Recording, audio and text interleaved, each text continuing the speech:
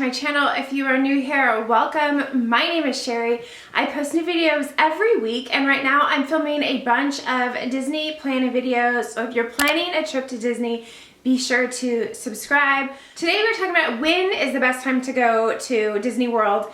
And when I told my husband that I was filming this video, he kind of laughed and said when they're open, because we are currently in a situation with COVID-19 that the parks globally are closed, including Walt Disney World. And Walt Disney World has been closed since, I think, the 16th of March. They have not set a date to reopen.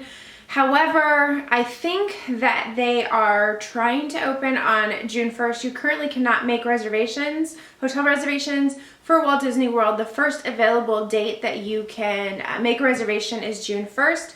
So I'm thinking that might be when they are expecting to open. So I think that the crowds at Disney World are really gonna change moving forward because the parks have been closed now already for about a month. And if the parks are closed for another 6 weeks or so, all of those people who had trips in that time period, did they just cancel? Did they reschedule? When did they reschedule? Did they reschedule for summer, for the fall, for the holidays, or for next year for the 50th anniversary of Walt Disney World, which will be a big celebration? Or did they cancel altogether? You know, so I think that that's really going to play a role in the crowds moving forward, and it's going to be a little bit harder to predict than in the past. However, when the parks do reopen, are people going to travel immediately? Are they going to get right back on a plane and go to Walt Disney World, or are they going to continue to stay home for a period of time before they start traveling again? We just don't know. Additionally, because so many people have been financially impacted by this virus, by not working, by potentially being furloughed, losing their jobs, whatever the case may be, are people not going to want to spend the money to go to Disney World? So these are all big variables that really no one can answer at this time, but I thought were kind of worth mentioning. However, in normal times, there are some things that I personally do when we are planning our trip. Additionally, if you don't know, I am a travel agent, and Disney World, Disney in general, is one of my specialties, so I do send a lot of families to Disney World. So I think that when people say, when is the best time to go to Disney World? My answer is always when it is best for you, because there's always going to be some reason why potentially you might want to go or you might not want to go. And so today I want to go over all of those things. So the first thing that I do personally when we are planning a Disney World trip is I look at crowd calendars, because the crowd calendars are going to give you an indication based on past crowds, where the crowd levels will be while you're there. And for us, it does make a difference how crowded it's going to be. And so those crowd calendars, I think I wouldn't use them as gospel, but I think are a good indicator. So there's three that I always look at, which are WDW Prep School, Touring Plans, and Kenny the Pirate. And if you compare all three, they all are somewhat similar in their predictions, but they all have some differences. Looking at those crowd calendars kind of gives me a place to start. So if I know that I want to go in a particular month, I can look at that crowd calendar and get an idea of where the crowds can be. Additionally, those crowd calendars also will show you which parks to go to on which days, and I have found that information to be pretty accurate. And so that kind of helps me roughly kind of draft when it is that we want to go. But there are other things that you should also consider when looking at crowds. Run Disney is the kind of, I guess, like marathon component to Disney, and they put on the running events, the 5Ks, the 10Ks, the halves, and the marathons. And there are 4 runs, and those runs always happen about the same time. And so first of all is Marathon Weekend. Marathon Weekend is usually the first to second weekend in January, depending on how the calendar falls.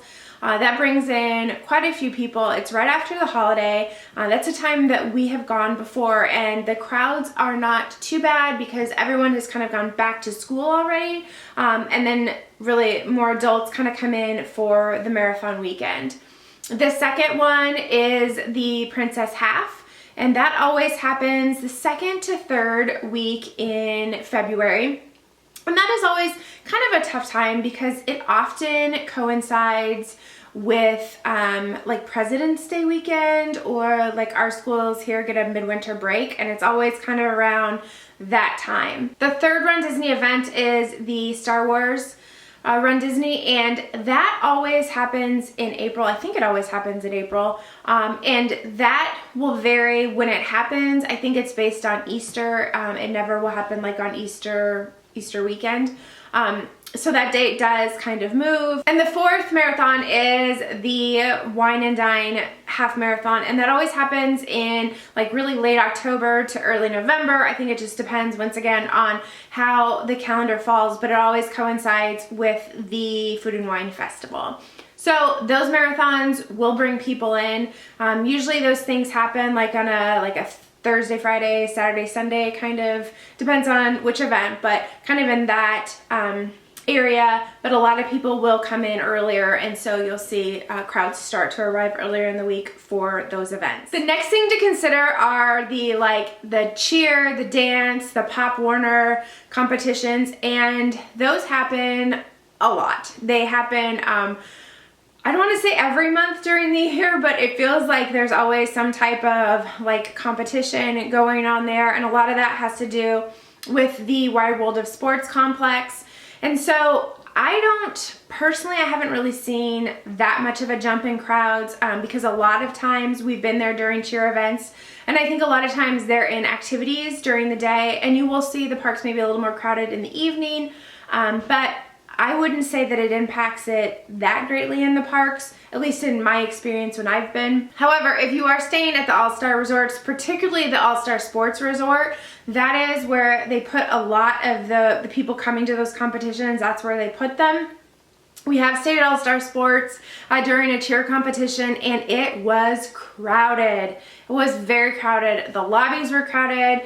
The food courts were crowded. The pools were crowded. There was just a lot of people there, and they were out a lot of the time. It was a little bit noisy. We stayed right by the pool, and there was just a lot of people there. So definitely that's something to consider. So when you're looking at when you're gonna go to Disney World, look and see if one of those events is going on.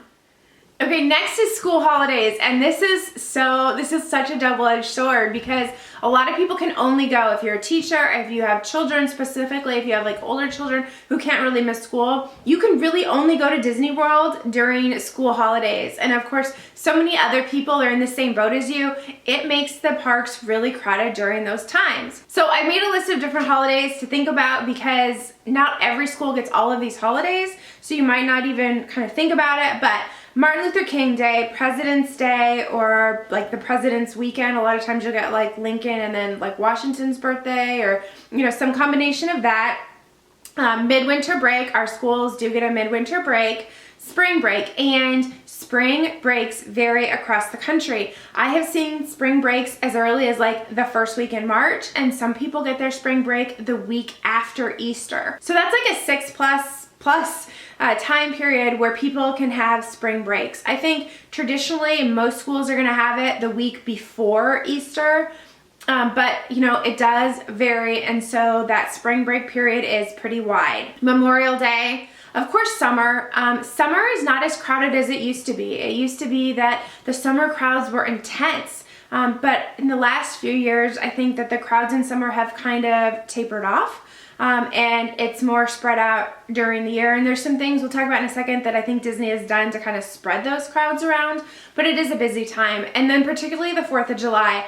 I think the 4th of July, like the actual day, the 4th of July, I think it's probably the busiest day of the year. I know some people will disagree with me, but like 4th of July, we've actually never been there for that because I'm not trying to be around all those people. But the 4th of July is definitely a busy day. They have a lot of the special fireworks. It's a great day to be in the parks, and so it is a busy day at Disney World. And then there's like a combination of Columbus Day and then a fall break. Different schools do different things, but in the fall, usually in October, there can be like a week that's kind of busy. And then Veterans Day, and then of course Thanksgiving, and then the Christmas break, the 2 weeks that most kids get during Christmas, between Christmas and New Year's. That is always a very, very busy time. Christmas Day is usually busy, and New Year's Eve is definitely probably the second busiest day in the parks. They do get very, very crowded. So always think about those holidays, and maybe you're there during that time, but maybe you don't go into the parks on the particular holiday to kind of avoid some of the crowds. The next thing to think about is weather. So Florida's hot. It's hot. It's humid. It is what it is. It is hot. And the summer months can be particularly brutal. I can remember one year we were there in August. We usually go in August. Every year we say we're not going in August, and somehow every year we end up going in August. It just works for our schedule. I can remember a few years ago being at the Magic Kingdom. I was standing in front of the Barnstormer. I was in the shade. My son and my husband were on the Barnstormer, and I was just standing there, and it was so hot, and I had sweat like running down my legs. It was so gross. Everybody's hot, everybody's stinky. It is just what it is. But a lot of people don't like to be there in the warmer months, which I totally understand. However, we do like to go in the winter. We like to go in January and February. We live in Michigan. It's cold here. It's nice to get away. Not this year, but the year before, we went in January. And everyone says, oh, January is nice. It's so cool. You know, it's a great time to go. The parks aren't hot. When we were there for the week, it was like in the 90s every single day. It was very, very, very warm. Other years in January, it's like in the 50s. So it's really hard to predict the weather, but do know that if you're going to Disney World in the summer, it's hot, it's humid, it's hot. So I think one of the things that Disney has done to try to spread around those crowds is implement the festivals at Epcot. So Epcot does have quite a few festivals. They have Festival of the Arts that happens like mid-January into February. And then they have the Flower and Garden Festival, which is one of my favorite festivals. And that happens from early March. And this year it was supposed to end, I think, on June 1st, June 2nd.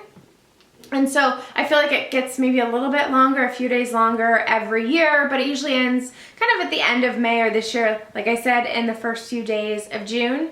And then the biggie is the Food and Wine Festival. And the Food and Wine Festival is another one that I feel like every year grows by like just a few days.